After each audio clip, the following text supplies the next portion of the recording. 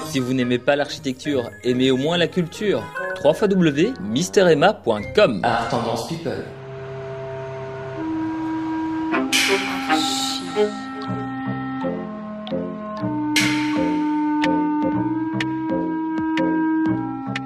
Bonjour et bienvenue dans Arches Urbain, l'émission qui vous parle d'architecture et d'urbanisme. Je suis aujourd'hui en compagnie de Olivier Dejon, du promoteur immobilier d'Eximo. Est-ce que promoteur immobilier, c'est juste ? C'est juste, on peut dire ça, oui, c'est une société de promotion immobilière en effet. Tu vas bien, Olivier ? Je vais très bien, et toi ? Alors on s'était vu il y a quelques années d'ici pour un tout autre projet sous un tunnel sous la tour d'Exia qui est sur la place Rogier. C'était pas sous la tour, c'était à côté, sous les voies de chemin de fer. C'est ça. Et on se retrouve aujourd'hui en plein champ de maïs. Et oui. Je te remercie. Et on se trouve à Angy, ou plus particulièrement à Hermal-Souilly. Exact. Donc c'est quoi, dans la province de Liège, ça ? En province liégeoise, effectivement, entre Liège et Huy, tout à fait. Alors on est dans un champ de maïs, mais je te propose que l'on sorte du champ de maïs pour voir exactement de quoi tu veux nous parler. Mais il n'y a pas de problème. Tu veux bien ? Allons-y. Allez, on va essayer de sortir de ce champ. Alors, on a vu le champ de maïs derrière nous, on a vu des habitations de ce côté-ci et on entend l'autoroute qui est une nationale. C'est une nationale, oui, tout à fait, pas une autoroute. Bon, alors explique-moi, pourquoi est-ce que tu as voulu m'emmener ici aujourd'hui ? Qu'est-ce qui va se passer ? Alors ce qui va se passer, c'est que la Deximo va se lancer dans un nouveau projet immobilier qui va se trouver ici à Hermal-Souilly, sur le terrain qui est derrière nous. Le but est d'y construire une série de logements, mais des logements durables. Ça veut dire des logements peu énergivores, ça veut dire des logements bien isolés, ça veut dire des logements construits aussi avec des matériaux locaux, parce que tu sais très bien que le durable, c'est aussi la gestion de l'énergie grise. Ne pas aller chercher le bois à l'autre bout du monde. Voilà, donc on utilise des matériaux de la main-d'œuvre locale, et quelque part, je serai le seul importé dans ce projet. D'accord. Alors, c'est pratiquement un village qu'on va construire ici. Mais il paraît qu'on n'entendra plus le bruit. Alors en fait, le Hermal-Souilly est déjà un village. On va le compléter en ce sens qu'il y a un grand espace vide, je vais dire, sur le côté du village. On va effectivement y construire environ 150 logements. Oui. Et pour isoler ces logements de la nationale, tant sur le plan phonique que sur le plan visuel, on va créer ce qu'on appelle un merlon. Donc un merlon, donc une grosse butte de terre qui va longer tout le terrain. Qui sera composé des terres de terrassement dont on a besoin pour pouvoir créer les fondations des bâtiments.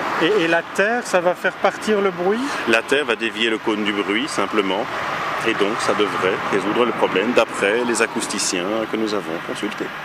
D'accord. Bon, on va pas rester ici parce qu'en fait on a un architecte à voir, et puis il y a une nouveauté dans le matériau de construction, puisque tu as dit on va construire local. Alors on va peut-être aller voir une entreprise de la région qui propose du béton en bois, c'est ça ? Non, c'est pas du béton en bois, c'est du béton de bois. Alors Paul Portier l'expliquera mieux que moi, mais en gros ce sont des copeaux de bois que l'on utilise pour fabriquer du papier et qui sont transformés en un minéral. Ils sont agglomérés, transformés en minéral et coulés, préfabriqués. On crée des panneaux de béton de bois. Et l'architecte, alors c'est qui ? Et l'architecte, c'est Artaud, c'est le bureau Artaud. Ils sont à Malmedy. Et c'est nouveau. Vous allez voir Luc, quelqu'un qui a la tête sur les épaules et qui, quand il a développé le concept de construction qui va être utilisé ici, je crois, a marqué des points. Bon, eh bien, on va quitter le champ de maïs et on va voir ces deux personnes. Merci, Olivier. Avec plaisir. J'ai quitté le champ de maïs avec Olivier, qui est donc le promoteur immobilier, pour te retrouver ici dans le champ coupé, je vais dire. Voilà. Qu'est-ce que fait Artaud en général ? En fait, Artaud a trois spécificités. On travaille essentiellement dans des écoquartiers. Oui. On est en projet pour l'instant sur 4 ensembles qui vont de 150 à 250 logements. Oui. Ça, c'est le premier secteur. Le deuxième secteur, c'est tout ce qui est aménagement urbain. On est en train de réaménager le centre urbain d'Arlon, on a fait celui de Stavelot, on travaille sur celui de Penn. Et le troisième volet, c'est entre autres les différents petits projets, mais le grand volet, c'est le secteur hospitalier et les soins de santé. Et actuellement, on s'occupe de mettre en place le nouvel hôpital liégeois. C'est un hôpital de 750 lits. D'accord, donc ça c'est les 3 pôles d'Arto. Ça existe Voilà. depuis combien de temps, Arto? Plus de 25 ans, oui. Et c'est toi qui es à l'origine de Arto? Je suis à l'origine d'Arto, je suis l'administrateur fondateur. Voilà. D'accord. Alors, un des pôles, les écoquartiers. Ici, on parle de éco-village. Oui, tout à fait. Puisque le champ est assez grand. Combien Oui. de logements, qu'est-ce qu'on va construire en fait ici? En fait, le programme porte sur... on n'est pas encore clairement définitif à ce propos, mais ça sera plus ou moins de 150 à 152 logements. La volonté, évidemment, est de mettre à disposition des habitants un maximum d'espace communautaire. Donc on est dans une logique de densification de l'habitat, avec un processus qui est un processus qui s'inscrit dans le cadre de mitoyenneté de logement. Tout simplement parce que c'est pour une gestion parcimonieuse du sol, mais également pour avoir des économies d'énergie nettement supérieures. Donc ça, c'est le premier volet principal. Le deuxième, c'est qu'au niveau constructibilité, on propose en fait des logements basse énergie à des prix qui sont tout à fait des très bas prix, parce qu'on a mis au point un process qu'on appelle B-Carré-Eco qui développe en fait des logements semi-préfabriqués en béton-bois, et ça c'est une première en Belgique au niveau constructif, ce qui permet en fait de réaliser des logements en structure bois avec des ourdis en béton, donc c'est tout à fait novateur. Et le grand principe aussi, c'est de pouvoir mettre à disposition des espaces totalement flexibles et avec aucun élément porteur à l'intérieur même du logement.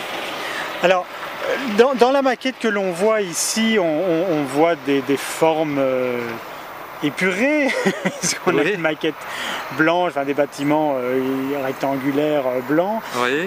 Comment est-ce que tu qualifierais l'architecture de Arto?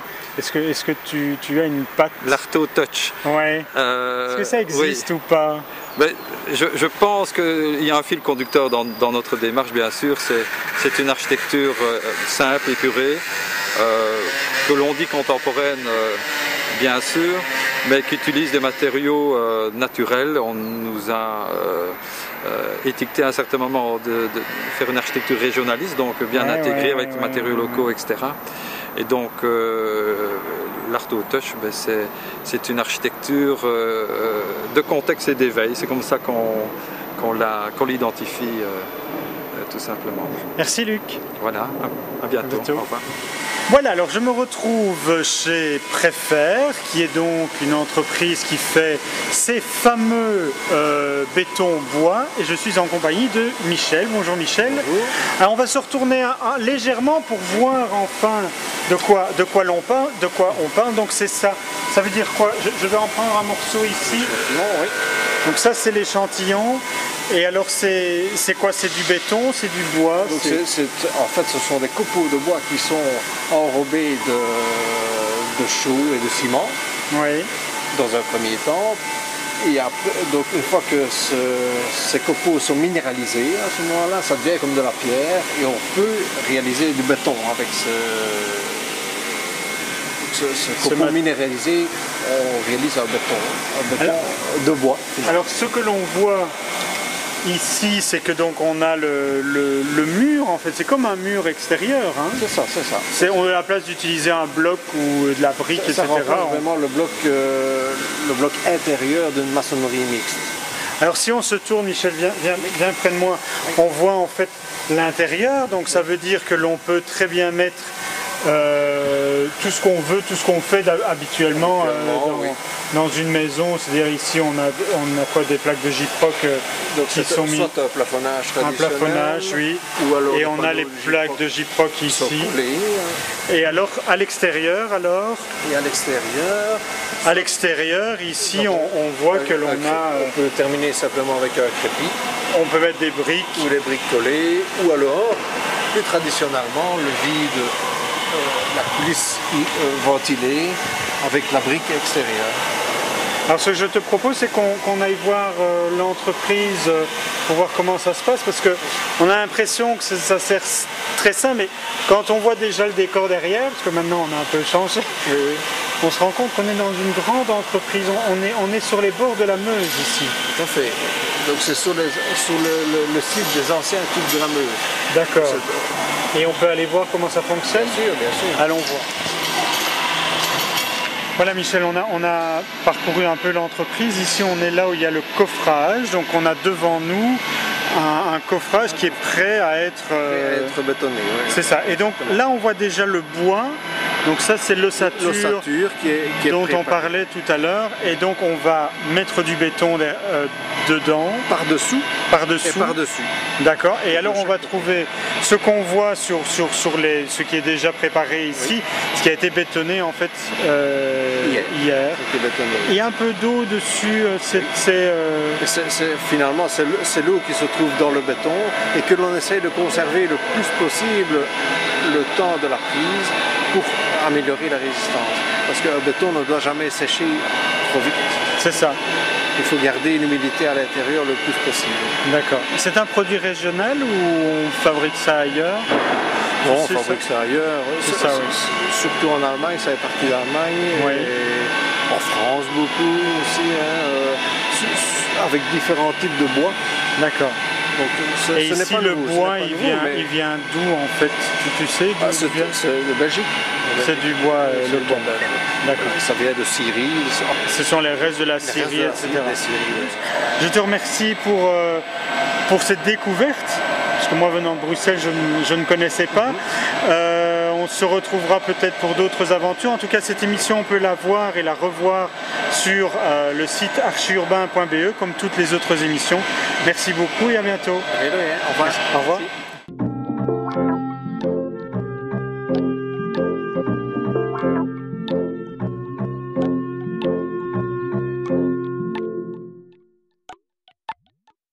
Si vous n'aimez pas l'architecture, aimez au moins la culture.